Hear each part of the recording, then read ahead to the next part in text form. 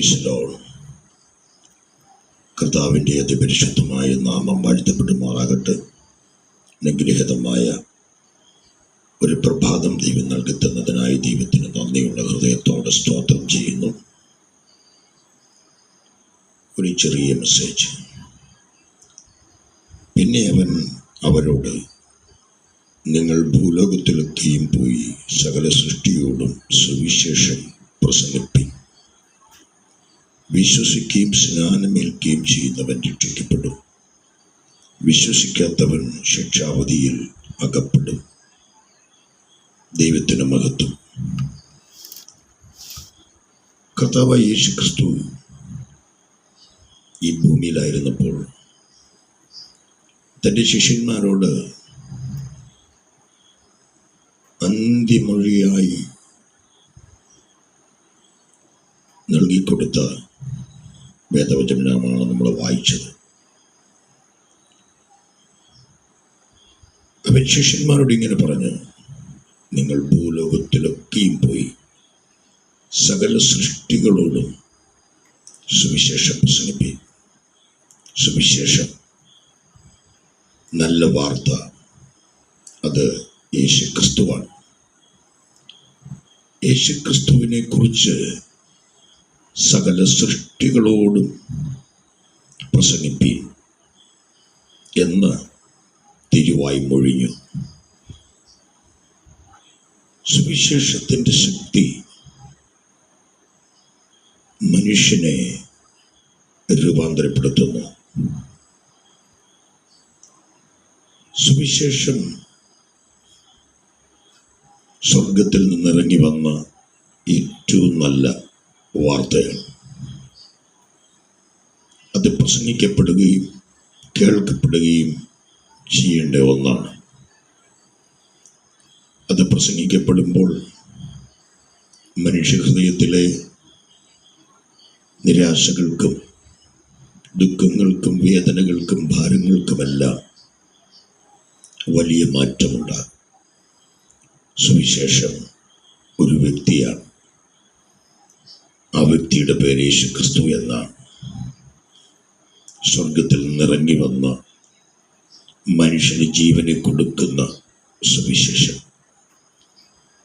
ആ നല്ല വിശേഷ വാർത്തയാണ് യേശുക്രിസ്തു എന്ന വാർത്ത. ഇന്ന് രാവിലെ എന്നെ കേൾക്കുന്ന പ്രിയ സഹോദരങ്ങളെ, സുവിശേഷത്തിൽ വിശ്വസിപ്പിൻ. വിശ്വസിക്കുന്നവൻ രക്ഷിക്കപ്പെടും. എല്ലാവരും സുവിശേഷം കേൾക്കണമെന്നും അത് വിശ്വസിക്കണമെന്നും ആണ് സ്വർഗസ്ഥനായ ദൈവത്തിൻ്റെ താല്പര്യം, ആഗ്രഹം. അതുകൊണ്ട് തന്നെയാണ് ദൈവത്തിൻ്റെ പുത്രനായ യേശുക്രിസ്തു ഇപ്രകാരം അരുളി ചെയ്തത്, നിങ്ങൾ ഭൂലോകത്തിലൊക്കെയും പോയി സകല സൃഷ്ടികളോടും സുവിശേഷം പ്രസംഗിപ്പിൻ. അതിൽ വിശ്വസിക്കുകയും സ്നാനമേൽക്കുകയും ചെയ്യുന്നവൻ രക്ഷിക്കപ്പെടും. രക്ഷിക്കപ്പെടാൻ ആകാശത്തിൻ്റെ കീഴിൽ മനുഷ്യരുടെ ഇടയിൽ നൽകപ്പെട്ട വേറൊരു നാമവുമില്ല, യേശുക്രിസ്തുവിൻ്റെ നാമം മാത്രം. അനേകം നാമങ്ങൾ മനുഷ്യവംശത്തിനു വേണ്ടി നൽകപ്പെട്ടിട്ടില്ല. ഒരേ ഒരു നാമം, രക്ഷിക്കപ്പെടാൻ, രക്ഷ പ്രാപിക്കുവാൻ, ആത്മാരക്ഷ പ്രാപിക്കുവാൻ ഒരേ ഒരു നാമം, അത് യേശു എന്ന നാമമാണ്. അതുകൊണ്ട് തന്നെയാണ് യേശുക്രിസ്തു തൻ്റെ ശിഷ്യഗണത്തോട് പറഞ്ഞത്, സകല സൃഷ്ടികളോടും സുവിശേഷം പ്രസംഗിക്കണം. പ്രസംഗിക്കപ്പെടുകയും കേൾക്കുകയും ചെയ്യപ്പെടേണ്ട ഒന്നാണ്. ഇത് മറച്ചു വെക്കുവാനും അടച്ചു വെക്കുവാനുമുള്ളതല്ല. അതുകൊണ്ട് തന്നെ സുവിശേഷം മനുഷ്യ മനസ്സുകളെ ആശ്വസിപ്പിക്കുന്ന ഒന്നാണ്. സ്വർഗത്തിൽ നിന്ന് ഇറങ്ങി വന്ന മനുഷ്യനെ സന്തോഷിപ്പിച്ച വാർത്തയാണ് സുവിശേഷം. യേശുക്രിസ്തു എന്ന വ്യക്തിയുടെ ജനനമാണ് സുവിശേഷം.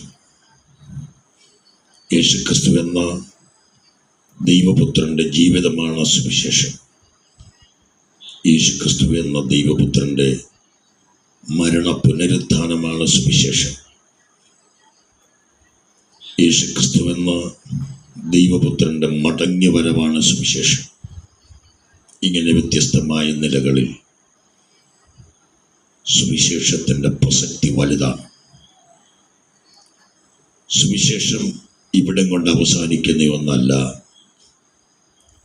ഇവിടം കൊണ്ട് തീർന്നു പോകുന്ന ഒന്നല്ല, ഇവിടം കൊണ്ട് അസ്തമിക്കുന്ന ഒന്നല്ല. സുവിശേഷം ആകാശവും ഭൂമിയും മാറിയാലും സ്വർഗത്തിൽ എന്നേക്കും സ്ഥിരമാക്കപ്പെട്ടതും മാറ്റമില്ലാത്തതുമായ വചനമാണ് സുവിശേഷം. അതുകൊണ്ട് തന്നെ മനുഷ്യൻ മൺമറഞ്ഞാലും ഭൂമി അസ്തമിച്ചാലും സൂര്യനും ചന്ദ്രഗോളങ്ങൾ, നക്ഷത്രങ്ങൾ, സകല സൃഷ്ടിയും അതിൻ്റെ സ്വസ്ഥാനത്ത് നിന്ന് മാറിപ്പോയാലും സുവിശേഷത്തിന് മാറ്റമില്ല. സുവിശേഷം എന്നേക്കും നിലനിൽക്കുന്നു. സുവിശേഷം എല്ലാ മനുഷ്യനെയും സ്നേഹിക്കുന്നു. സുവിശേഷം എല്ലാവരെയും രക്ഷിക്കുന്നു. സുവിശേഷം എല്ലാവരെയും വീണ്ടെടുക്കുന്നു. നഷ്ടപ്പെട്ടു പോയ ദൈവവും മനുഷ്യനും തമ്മിലുള്ള ബന്ധം പുനരുദ്ധരിക്കുന്നത് സുവിശേഷത്തിലൂടെയാണ്, യേശുക്രിസ്തുവിലൂടെയാണ്. സ്വർഗവും മനുഷ്യനും ദൈവവും തമ്മിൽ ഉണ്ടായിരുന്ന ബന്ധം പാപത്തിൻ്റെ കാരണത്താൽ മനുഷ്യന് നഷ്ടപ്പെട്ടു പോയ ദൈവബന്ധത്തെ, സ്വർഗവുമായിട്ടുള്ള ബന്ധത്തെ പുനരുദ്ധരിക്കുവാൻ സ്വർഗസ്ഥനായ ദൈവം മനുഷ്യവർഗ വംശത്തിന് വേണ്ടി ഒരുക്കിയതാണ് സുവിശേഷം. അതുകൊണ്ട് തന്നെ ഒരു ജാതിക്കോ ഒരു മതത്തിനോ ഒരു വംശത്തിനോ വേണ്ടി മാത്രമുള്ളതല്ല സുവിശേഷം.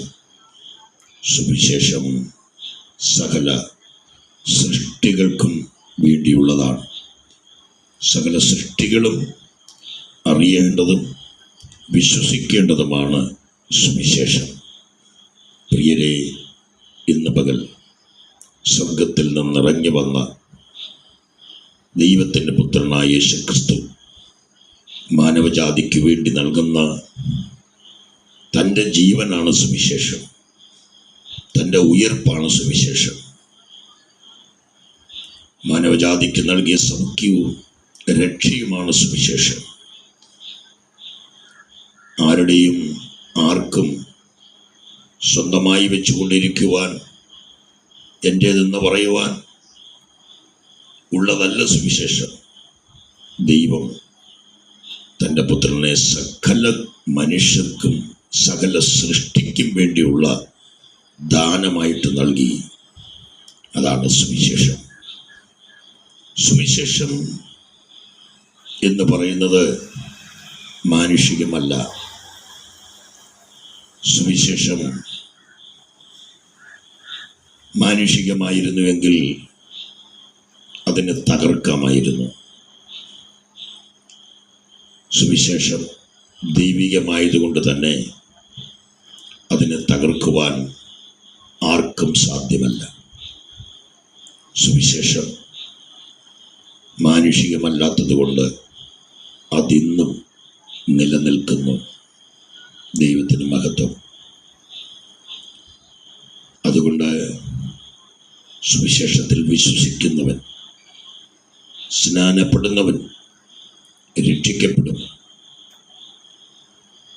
നാം രക്ഷിക്കപ്പെടുവാൻ ഒരേ ഒരു മാർഗമേ ഉള്ളൂ, അത് സുവിശേഷമാണ്. ആകയാൽ നമുക്ക് വിശ്വസിക്കാം. നമ്മുടെ ആത്മാവിനെ നിത്യരക്ഷ പ്രാപിക്കുവാൻ നമുക്ക് ദൈവസന്നിധിയിൽ ദൈവവചനത്തോട് അടുത്ത് വരാം. ഒരു വാക്ക് പ്രാർത്ഥിക്കാം. പരിശുദ്ധനും നിത്യനും സ്നേഹവാനുമായ ഞങ്ങളുടെ സ്വർഗീയപിതാവേ, അനുഗ്രഹീതമായൊരു ദിവസപ്രഭാതം ദൈവദാനമായി തന്നതിനായി സ്തോത്രം. ദൈവത്തിൻ്റെ സന്നിധിയിലേക്ക് ഞങ്ങൾ അടുത്തു വരുന്നു. കർത്താവേ, ഈ വചനം കേട്ട എല്ലാ പ്രിയപ്പെട്ടവർക്കായും സ്തോത്രം ചെയ്യുന്നു. സകല സൃഷ്ടികൾക്കും വേണ്ടി ഞങ്ങൾ ദൈവത്തെ സ്തുതിക്കുന്നു, പ്രാർത്ഥിക്കുന്നു.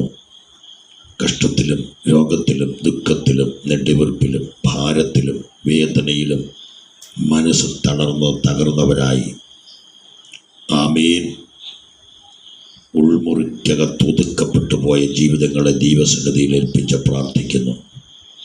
സ്വർഗത്തിലെ ദൈവമേ, ആശയറ്റവർക്ക് വേണ്ടി ആശ പകരുവാൻ, ദുഃഖിതർക്ക് ആശ്വാസം പകരുവാൻ, തകർന്നവരെ പണിയുവാൻ, ഉടഞ്ഞുപോയവരെ വാരിക്കൂട്ടി മറ്റൊരു പാത്രമാക്കുവാൻ ഈ ലോകത്തിലേക്ക് ഇറങ്ങി വന്ന ദൈവത്തിൻ്റെ പുത്രനായ യേശു ക്രിസ്തുവിൻ്റെ നാമത്തിൽ സൗഖ്യവും വിടുതലും ആശ്വാസവും കർത്താവെ അവിടുന്ന് നൽകി ഈ ജനത്തെ അനുഗ്രഹിക്കണമേ.